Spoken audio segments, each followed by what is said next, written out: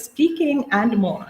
This is our seventh episode, and tonight I'm your host, Karen Coke. On this program, we seek to invite other real estate professionals to give you tips on what you need to know in order to make your real estate transaction seamless. And tonight is no less of a night than the other ones that we have been having. Tonight, we have a very special guest for you again. And in a few minutes, I will be introducing him. But before that, tonight's topic is advice from the structural engineer re the real estate transaction process. We go right into tonight's quote. And tonight's quote goes like this: the best time to buy a house is always 5 years ago, and that's by Ray Brown.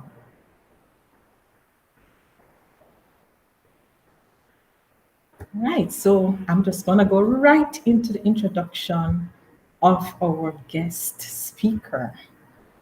And he is none other than Mr. Oswin Brooks. And he's a structural engineer for over 29 years. And he's the owner of O.O. Brooks and Associates Limited. And this company, this company is a civil engineering and project management company.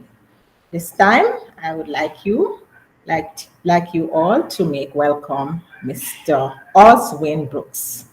And tonight's session, as usual, will be a question and answer feature.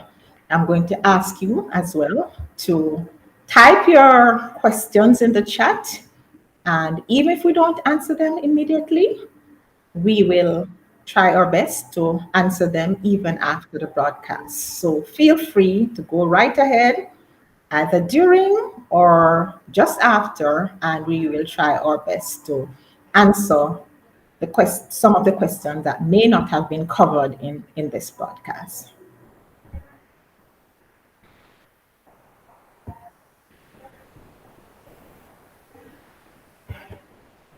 So, Mr. Brooks, I'm going to ask you just to elaborate a little more on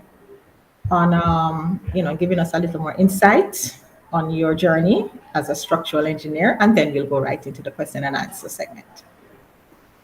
Evening, Mrs. Cook, and thanks for inviting me.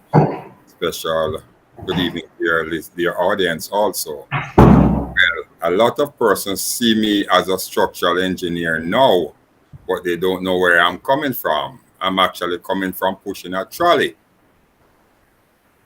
When I left high school, yes. Wow. When I left high school, I worked at T. Geddes Grant.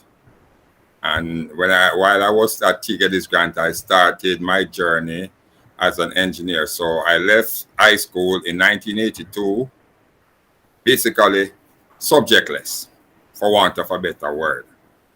So I didn't have subjects, so I took myself, went to evening classes, got a few subjects, and from there I went on to working with T. Geddes Grant, started my course, part-time course in 1987, and from 87 I transferred over to 88. I did then CAS, as it was at the time. Then I just finished my 3 years there, got a diploma in structural engineering. Thought that because I went to CAS, now you're a structural engineer. But somebody said to me, you're a technician. You're a technician, you don't have a degree. So I said, okay, I need to get a degree. So I worked with NHT for a better part of 9 years. Then I left NHT and went straight into the classroom. I left a 6-digit job to go back into the classroom to do civil engineering. It was very tough in England, but I overcome. Oh, Lord. And a lot of persons will now see me also and say, oh, you're a structural engineer. No, they need to know where. I finished the course of civil engineering in 2006. And I did not have the degree. The degree was there, but I didn't have it because I didn't finish paying off the school fee. And I had to go and pay the school fee. I took a loan in 2017.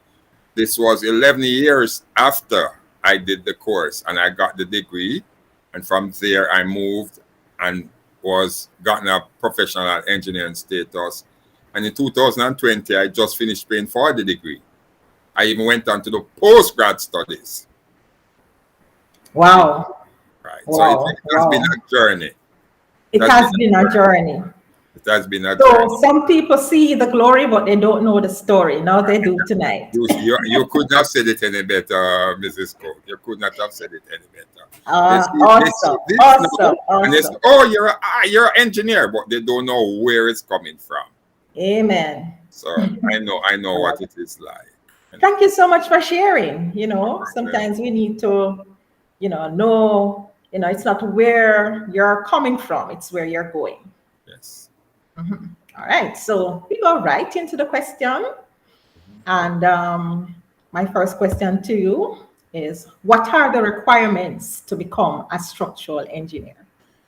Being a structural engineer, structural engineers, it's a branch of civil.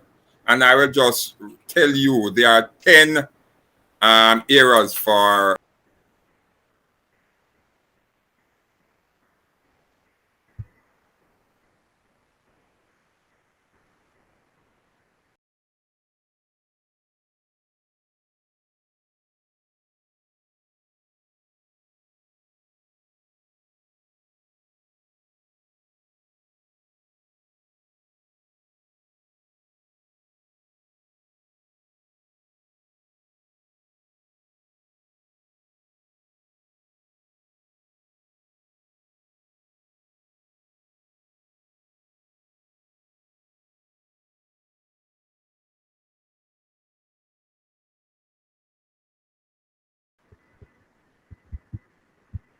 I am so sorry for that break in transmission. I'm not sure what has happened.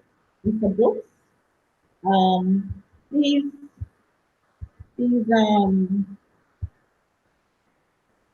please, please click on the link and come back on screen so that I can feature you. Continue. We can continue.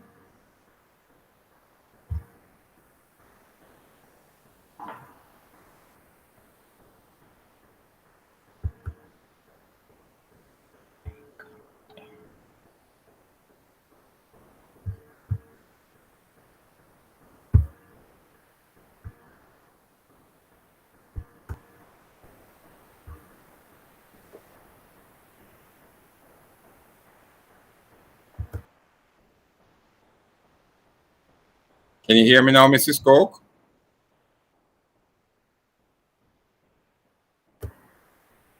Okay, you're asking the question, what are the criteria to becoming a civil engineer? Now, you have to be science-based. It's a science-based course. So you have to know your chemistry, your maths, your geography, your physics. And those are basically the areas that you have to specialize in. It's a science-based subject. So you have to practice the science area. Yeah. If you don't love science, you're not going to go into civil engineering or do branch. I was coming back to the structural engineering. The structural engineer is a branch of civil engineer. Civil is the broader area of engineering, and it's the broadest engineering area of any engineering aspect that you can think of. I was looking at it earlier on. You have different areas for civil engineering. You have construction and management, geotechnical, structural, transportation engineering, water resource engineering, environmental engineering, coastal engineering, earthquake engineering, surveying engineering, and material engineering.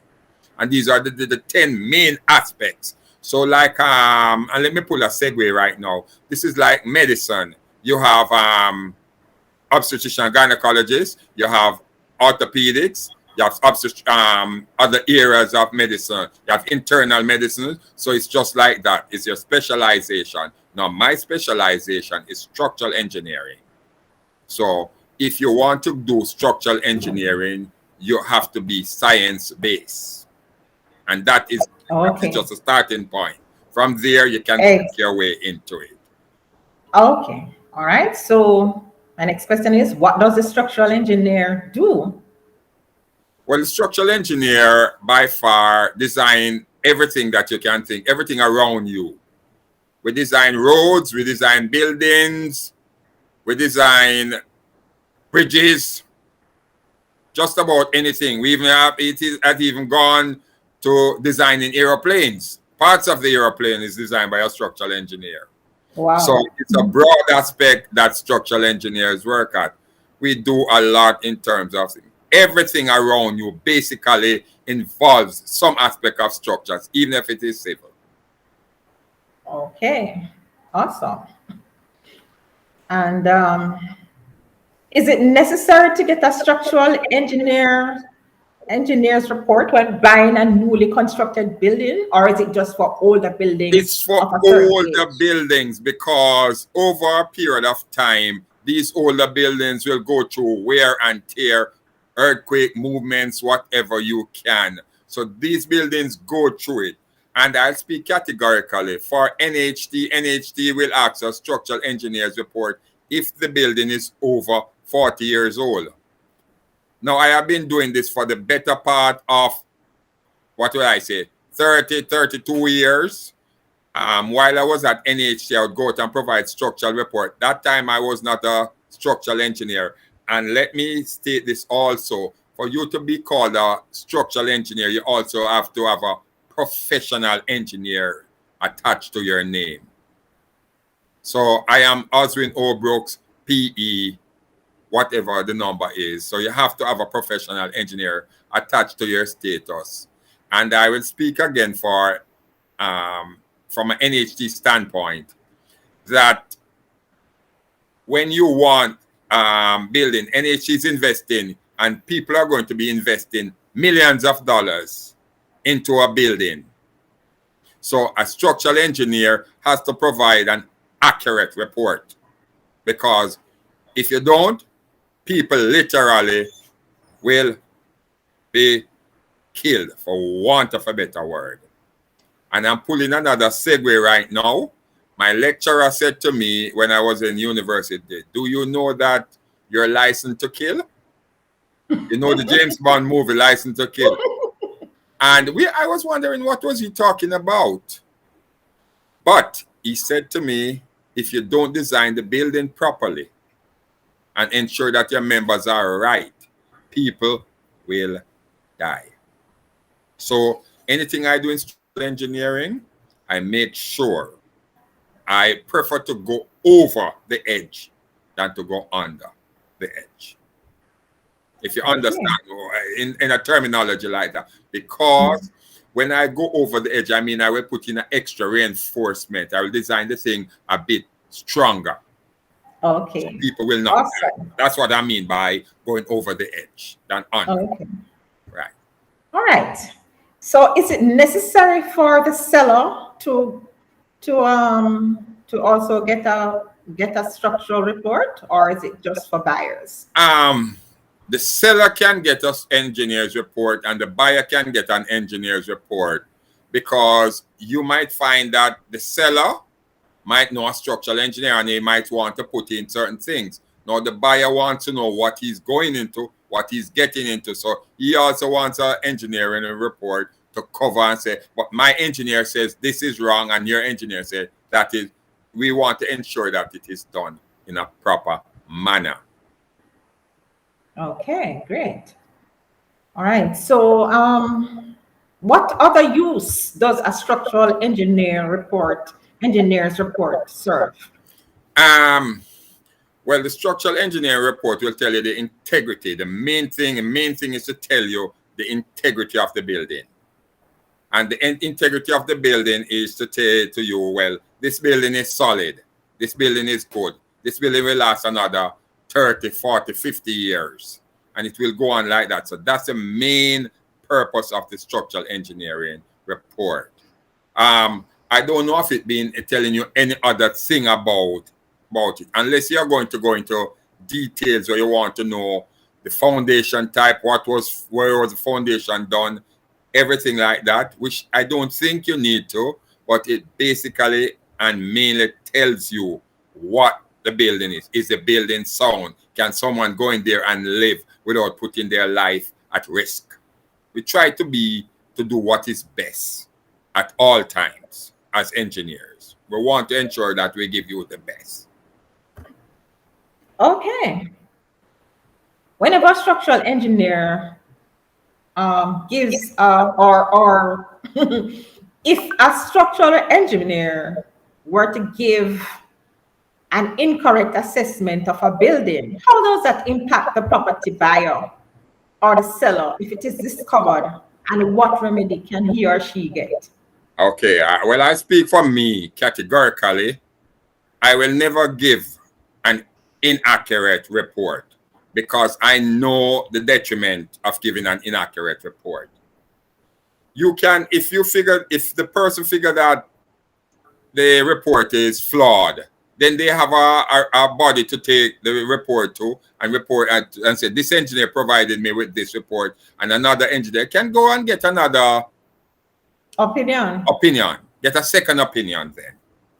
Because if they get a second opinion, then you can know which one of the engineers, and if necessary, you get a third also. So if all three reports are saying three different things, or all reports are saying the same thing, it means that the report is more than accurate.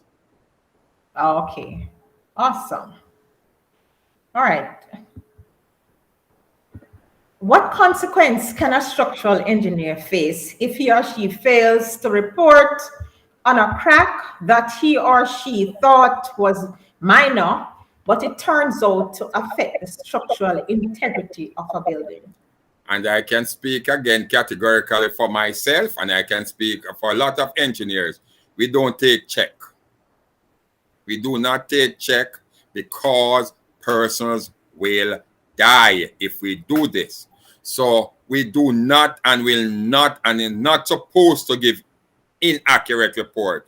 If that is so, then the body called the Professional Engineering Registration Association can take action against the professional engineer. And to do that, another engineer will have to go and do a report and do his diagnosis, is whatever you want to call it, or right, well, I should say is diagnosis then. Should I say that, for want of a better word? Do his diagnosis. And when he does his diagnosis, then he will say, yes, this report is flawed. And then the board, that report will go to the body, and the body will take action against the professional engineer. He can even end up losing his license as a professional engineer. Just like how you can have it for lawyers, you can have it for doctors, you also have it for structural engineers. So you can lose your license.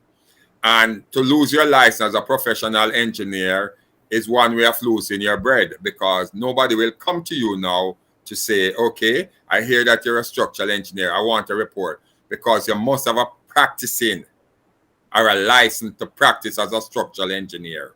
And once you do not have that license, you're not entitled to practice. It is a legal matter, and you can be sent to prison or fined severely for it. Wow. The more I learn about these professions, the more I recognize, the risks that you guys assume, And so it's so important that you are accurate, you are not on point. Yes, you're on point. With your job. Okay, and let me put this in, Mrs. Coke. All right, a lot of persons will see. Okay, before I say that, in my 32 years of writing engineer's report, I have only turned down one house. One house I have turned down in my 32 years of practicing or doing engineering report. I have only turned down one house, and this house wanted to be turned down because this house was split right in the middle.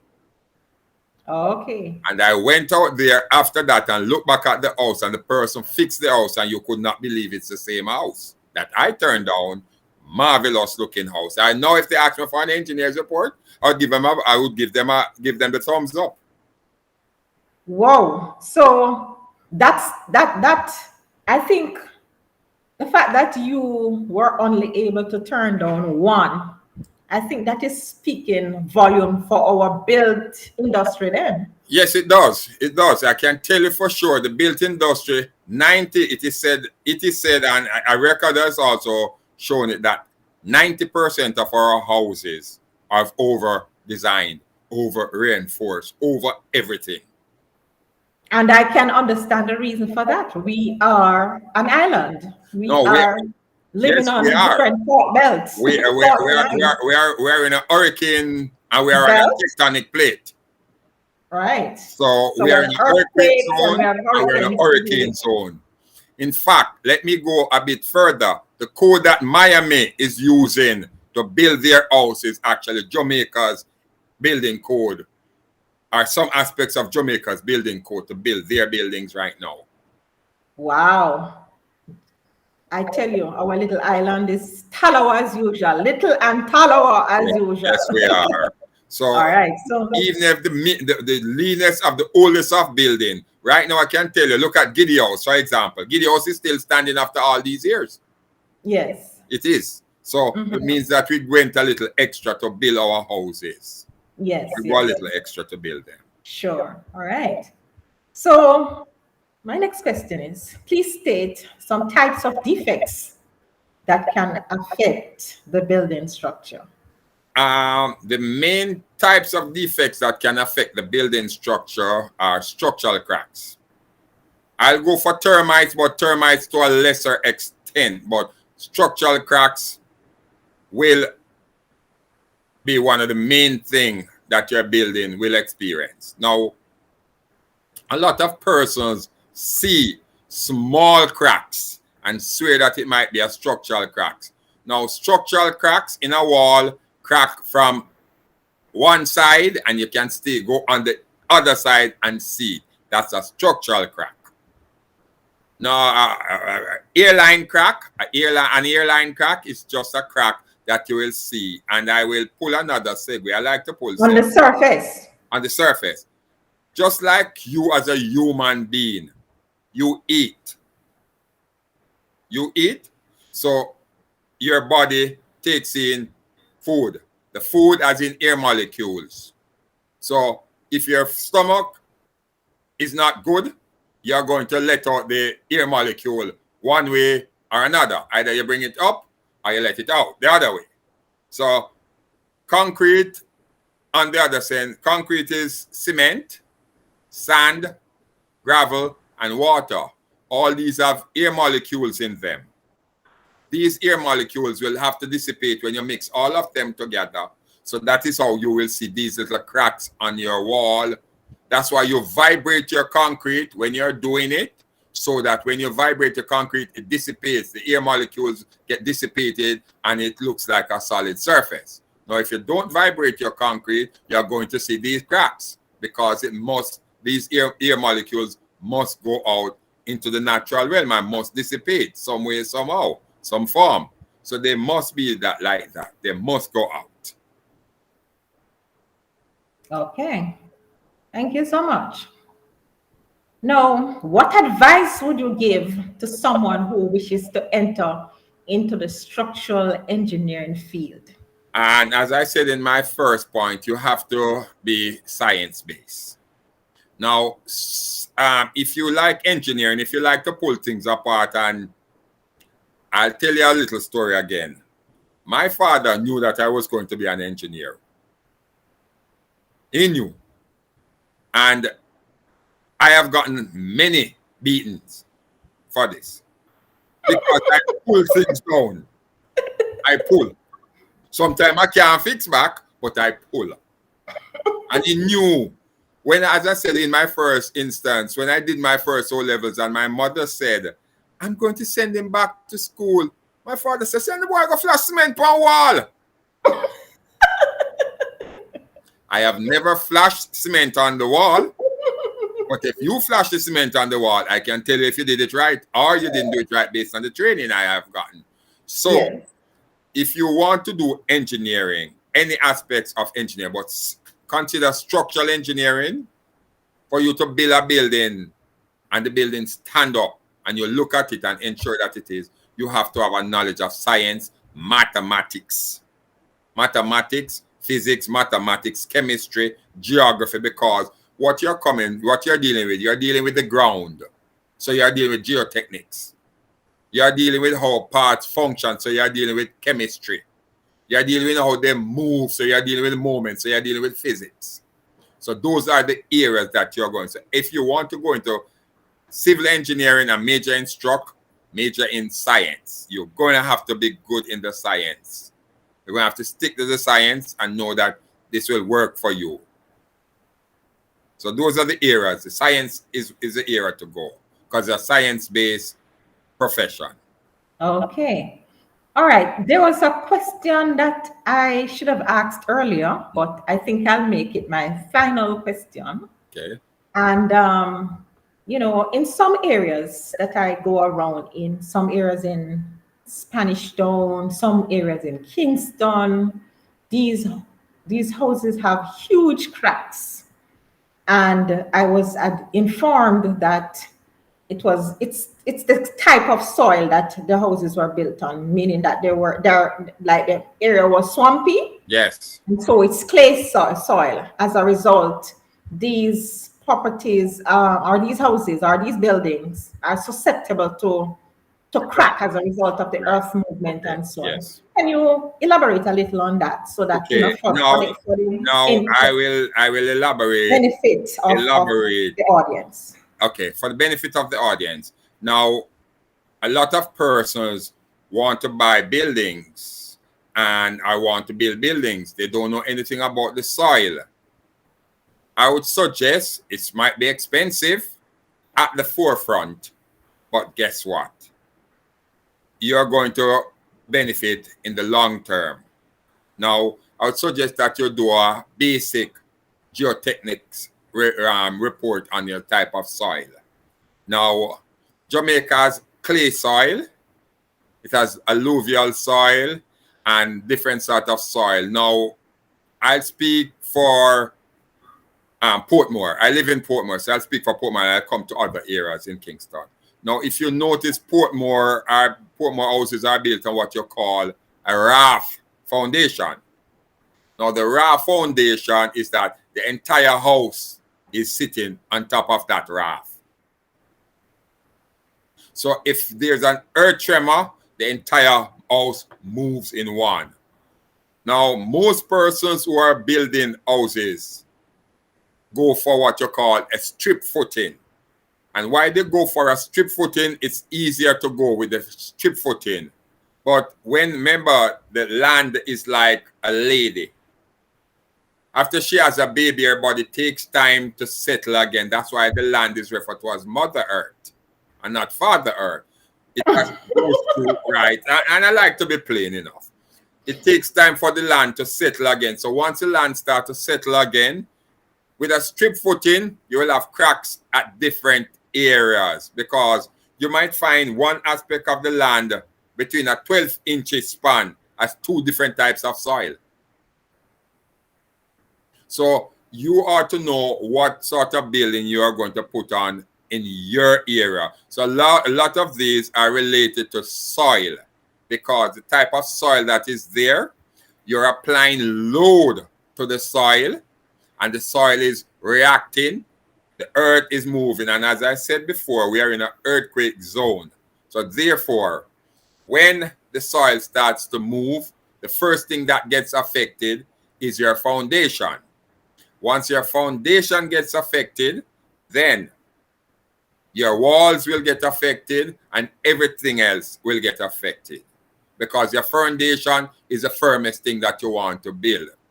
And another segue again, when we're designing as engineer, we're designing open space. The foundation is the last thing that we design. So we design the foundation last, to see if all of this fancy stuff that we are going to be designing out in space, if it can get. So the geotechnical engineer comes in first. He gives you the soil report and say, yes, this soil is good, or this is the type of foundation he's going to be recommending for this soil. You cannot go against the sciences. If it's A plus B is equal to C, you can't say A plus D is equal to C. It's just that. It's a science, and it's a science base, and it can't be anything else but that. So just a question, quick question here. So the geotechnician. Geotechnical engineer.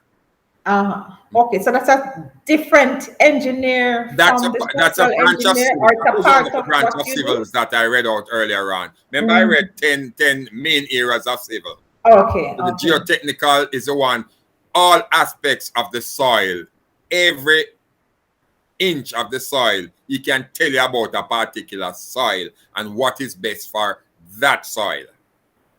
Yes, but the mere fact that most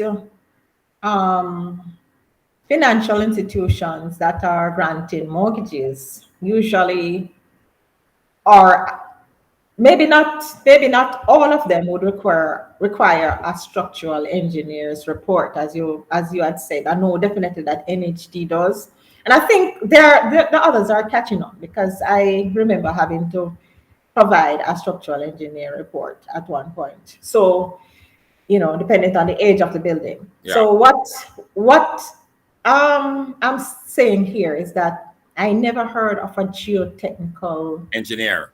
before. Yes. So how at what point well, you were saying they should actually come to test the soil. Yes. But is it lack of knowledge?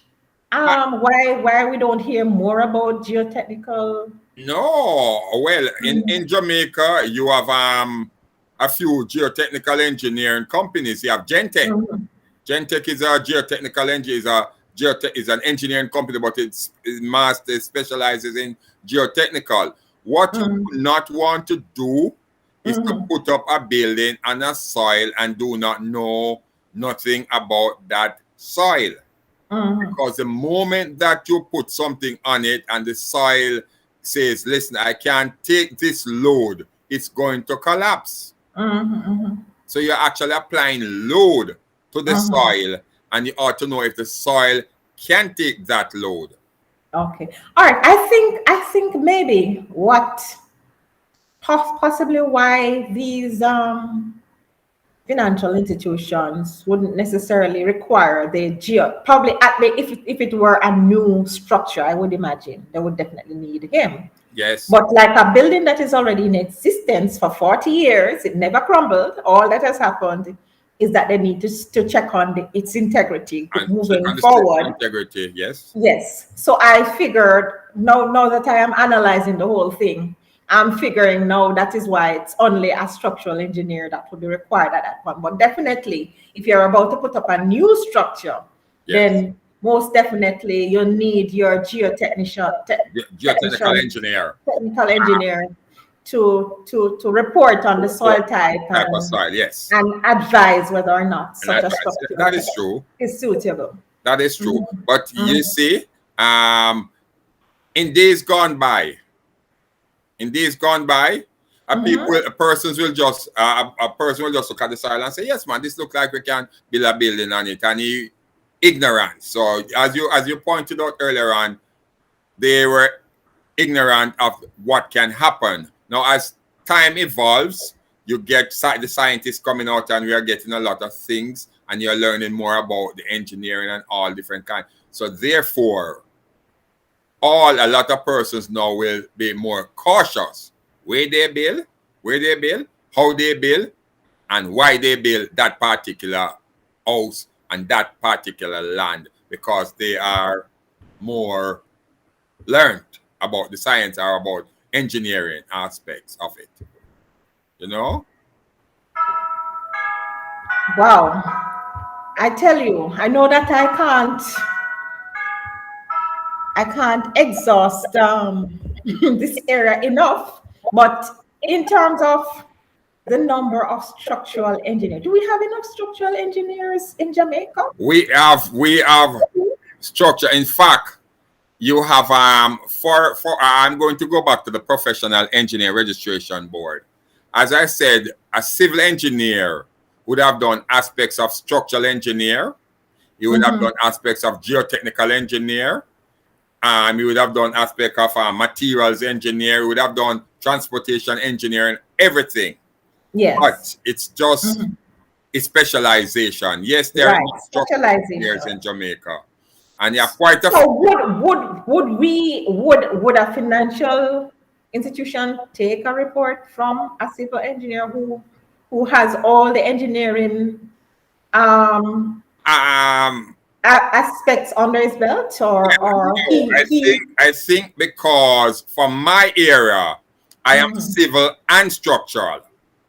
So you can apply for both civil engineering and structural engineering, or you can apply for civil and environmental. It depends on the professional body if they want to give you. Now, a civil engineer can sign your drawing, can sign it, but the body says you're not supposed to practice in the area that you're not a specialist. So I can look at an environmental engineering thing, but I cannot sign off on it because that's not my area of specialization. Okay. So you cannot sign off. You can look at it, make comments, but you can't sign off on it because that's not the area of specialization. Yes, I asked the question if you think there are enough. There are enough civil and structural engineers, and quite a few good ones are here. I can tell you that. We are ranked we are ranked very well worldwide.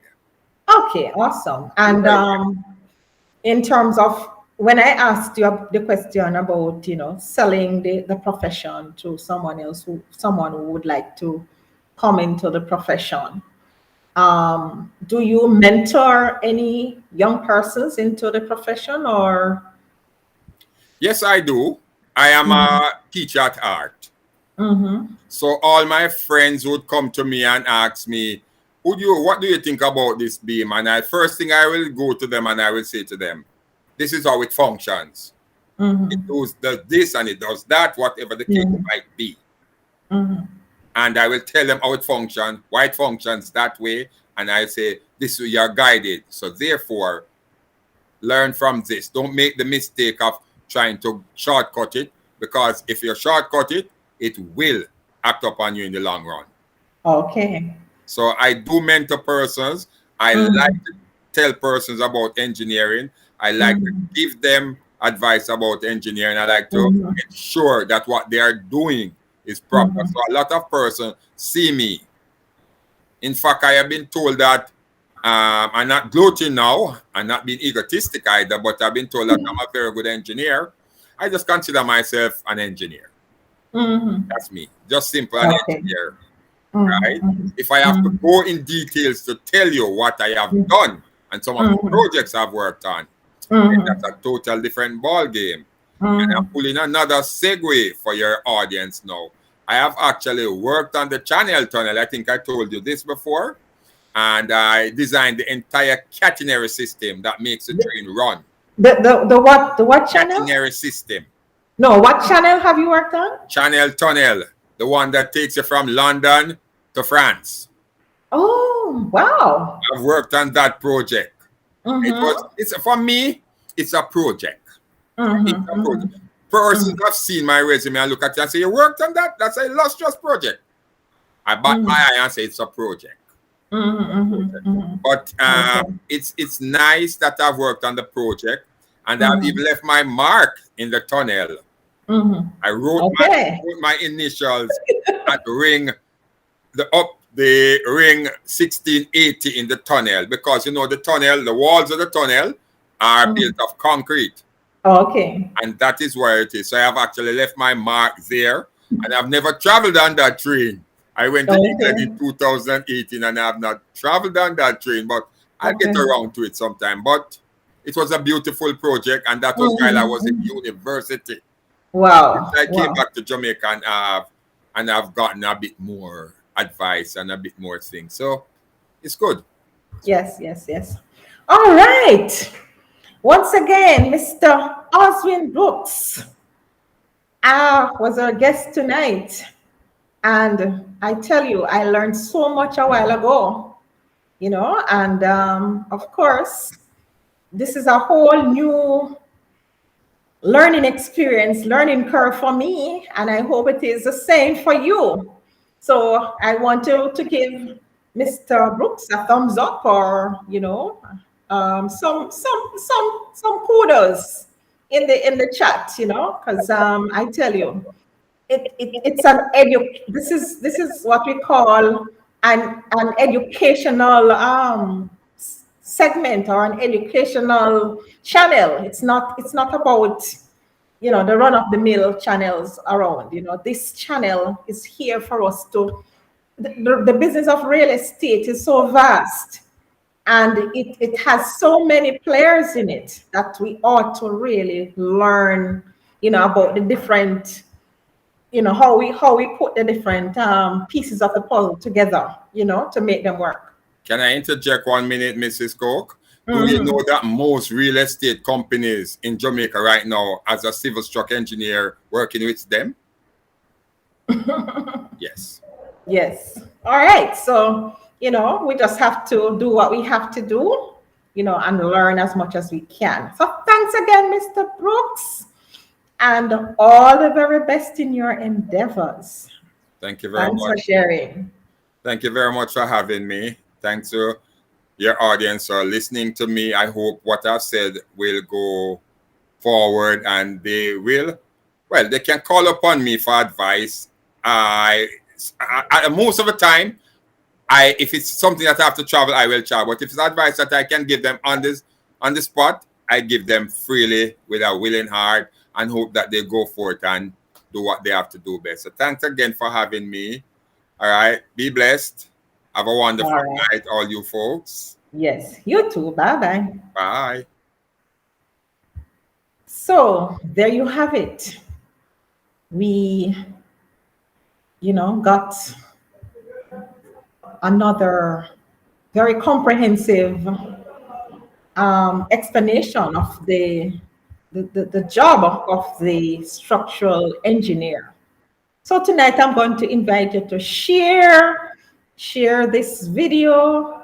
You're gonna like the channel. You're gonna subscribe to the channel, I should say, and make sure that you can tell somebody about. From now on, you can share with somebody, the job of a structural engineer, or why you need a structural engineer when you are ready to do your different projects, be it a renovation, be it construction, so many things, the structural engineer, as he rightly says, they come in at the start of the project, and even at the end as well. And so we should always make sure that we, have one of them on our team. So you saw the number for Mr. Brooks, so feel free to make contact with him. And of course, I'm Karen Coke from KMC Property Services, and if you need to contact me further about any further real estate matters, feel free to contact me as well. Thank you all for sharing and for participating, and we look forward to hearing from you. Have a blessed night now.